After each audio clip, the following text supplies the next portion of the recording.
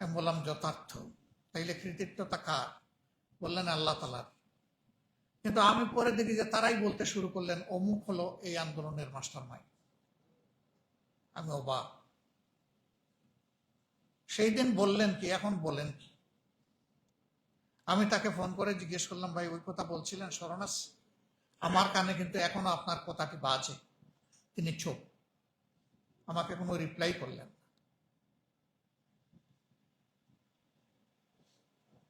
এই দিনগুলাতে আনাস তার মাকে বাবাকে চিঠি লিখেছে, ফাইয়াজ তার মাকে মেসেজ দিয়েছে, ওই জাবির ইব্রাহিম তার মাকে বলেছে, মা আমার মাথায় একটা হেলমেট পরে দাও, আমি আন্দোলনে যাব।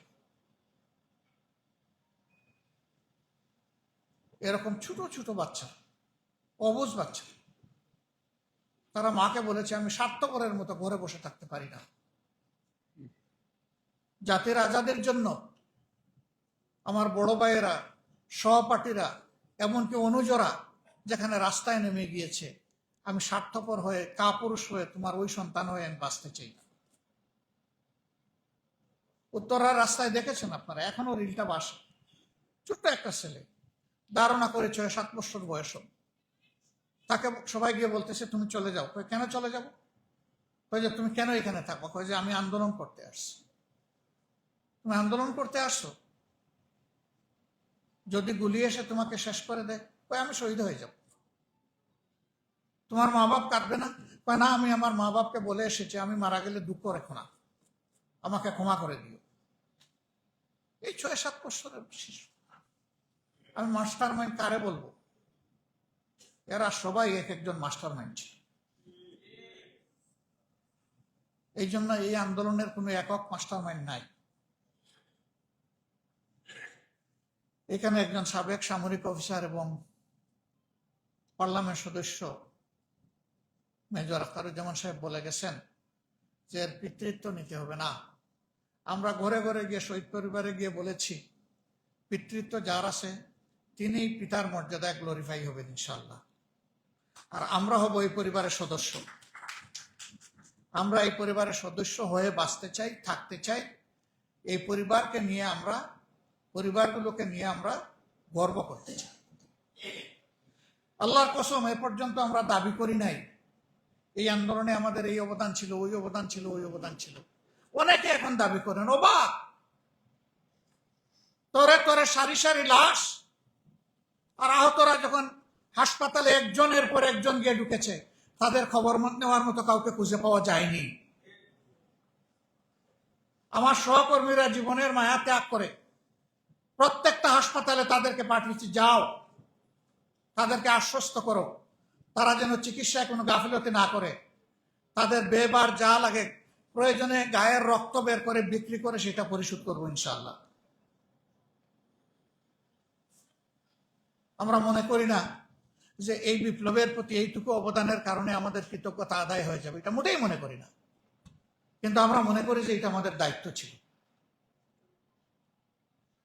ব্যাংককের হাসপাতালে যাদেরকে দেখে আসলাম পড়ে ছটপট করছে এখনো, কেউ তো সারা বডি অবশ হয়ে পড়ে আছে। সেখানকার ডাক্তাররা অলরেডি সার্টিফাই করে দিয়েছে জীবনে তিনি উঠে আর বসতে পারবেন না। সেই লোকগুলোর কথা কেউ ভাববে না? ক্ষমতা আমাদেরকে এইরকম অন্ধ বানায় ফেলবে, দুনিয়ার স্বার্থ সবকিছু ভুলিয়ে দিবে, সব সত্য অবলীলায় শেষ হয়ে যাবে। এটা চরম বিশ্বাসঘাতকতা হবে। আমি তাই ধন্যবাদ জ্ঞাপন করছি এই সাহসী কাজ যারা হাতে নিয়েছিলেন।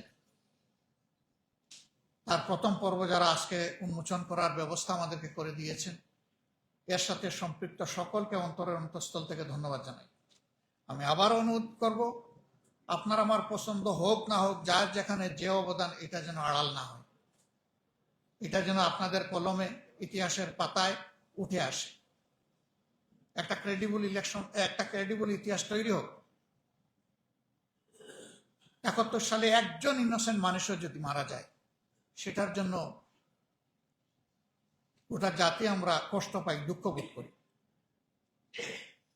কিন্তু আফসোস, 55টা বৎসর চলে গেল, না মুক্তিযোদ্ধাদের একটা সঠিক তালিকা তৈরি হইল, না শহীদদের একটা তালিকা তৈরি হইল। মুক্তিযোদ্ধাদের যেটা আছে সঠিক হোক বেঠিক হোক কিছুটা আছে। শহীদ মুক্তিযোদ্ধাদের কোনো তালিকা নাই। 656 জন নাকি ভাতা পায় আমি শুনেছি। আশ্চর্য ব্যাপার। আমরা বলছি এত লক্ষ, তাইলে এত লক্ষটা রেকর্ড হচ্ছে না কেন? এটা তো সরকারের দায়িত্ব।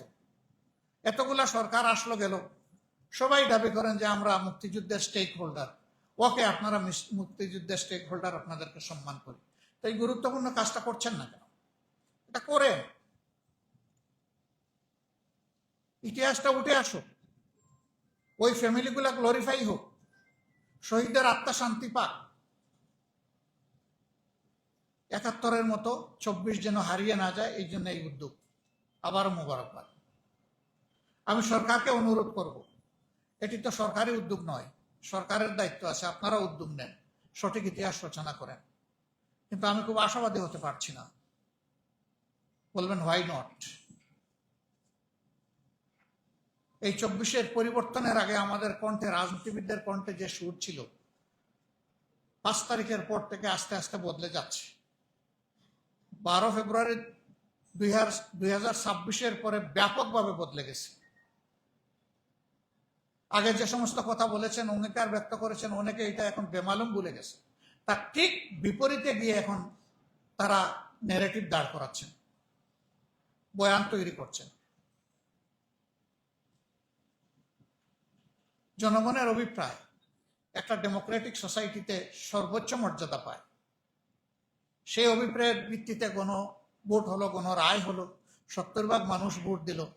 এখন সরকারি দল মানবে না? হ্যাঁ মানবেন, অবশ্যই মানবেন, ইনশাল্লাহ মানবেন, ইনশাল্লাহ মানতে হবে।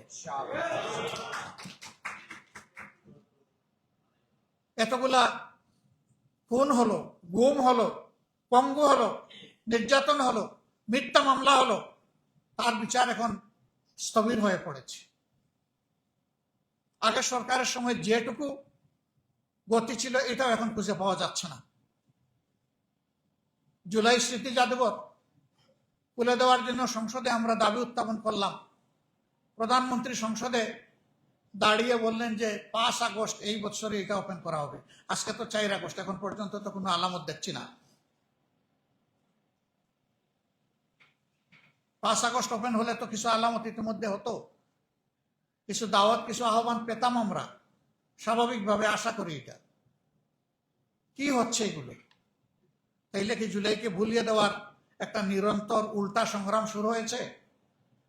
যদি সেই রকম কোনো সংগ্রাম হয়ে থাকে, আমরা মহান আল্লাহর উপর ভরসা করে বলছি, দেশবাসীকে সাথে নিয়ে এই সমস্ত কিছু ইনশাআল্লাহ তছনছ করে দেওয়া হবে।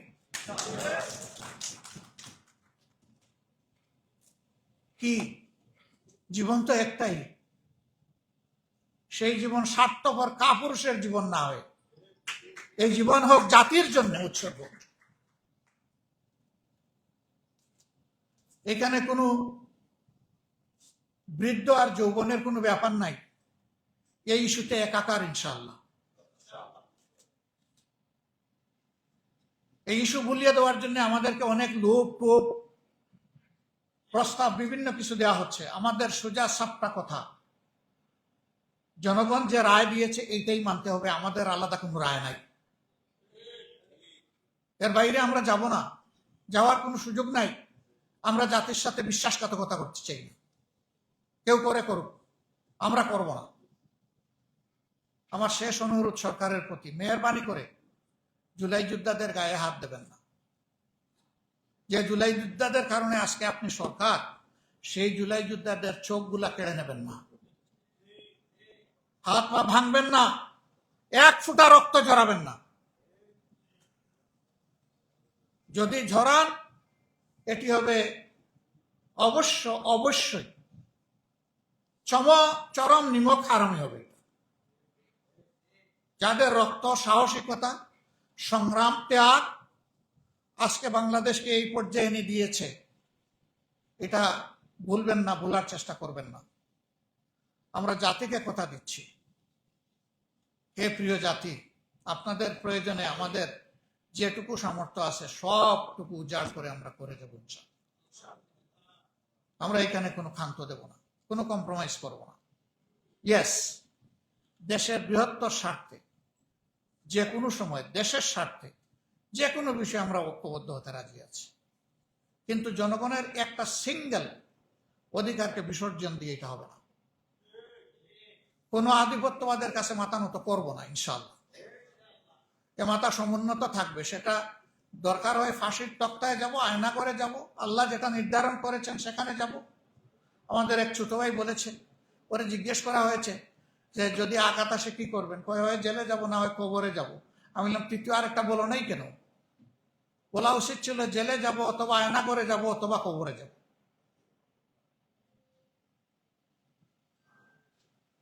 সবাই ভালো থাকবেন। এ দেশ আমাদের সবার, সবাই মিলে এই দেশের জন্য আমরা লড়ে যাব এবং বিজয় হবে ইনশাল্লাহ জনতার।